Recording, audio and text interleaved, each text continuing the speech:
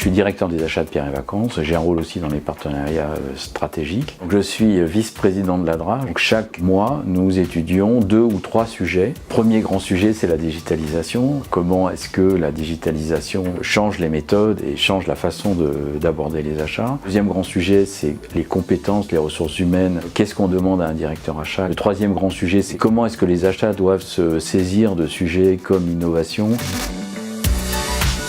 La digitalisation, pour moi, c'est plutôt une source d'opportunités. Le processus de sourcing jusqu'au processus de paiement peuvent être simplifiés. La digitalisation peut simplifier l'accès des TPE-PME aux grandes entreprises. Maintenant, avec un portail fournisseur qui est bien fait, le fournisseur rentre lui-même ses données et son référencement peut être accéléré. C'est un rôle très important des PME maintenant, d'aller se brancher sur les sites d'innovation ouverts, voir ce que les grands groupes cherchent à avoir, aller proposer leurs innovations aux grands groupes via les différents médias qui existent, et il y en a de plus en plus. Les achats peuvent être moteurs dans la définition de la politique d'innovation d'un groupe à 2 niveaux. Le premier niveau, c'est de participer à la construction de la stratégie du business. Deuxième niveau, c'est, je dirais, du sourcing tout court. Il est évident qu'un patron de PME a comme rôle d'aller sur le marché pour rechercher des nouvelles solutions pour améliorer le business model de sa boîte. Mais une des grandes pistes pour lui, c'est d'aller proposer ses propres innovations aux grands groupes.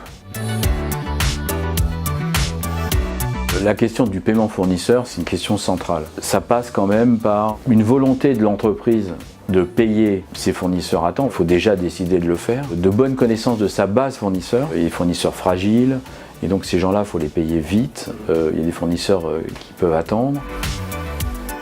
Comment éviter la fuite et comment faire en sorte que les collaborateurs suivent les règles? La réponse, elle est dans l'outil et dans la facilité d'usage. Et dans le fait qu'ils ont bien compris que le prix est meilleur quand même dans la solution groupe que dans la solution externe. À un patron de PME, je lui dirais d'essayer de trouver un directeur d'achat. C'est toujours bon d'avoir un tiers qui, lui, n'a comme mission que de comprendre comment le prix du fournisseur peut baisser. Prendre un conseil en achat, c'est une bonne chose.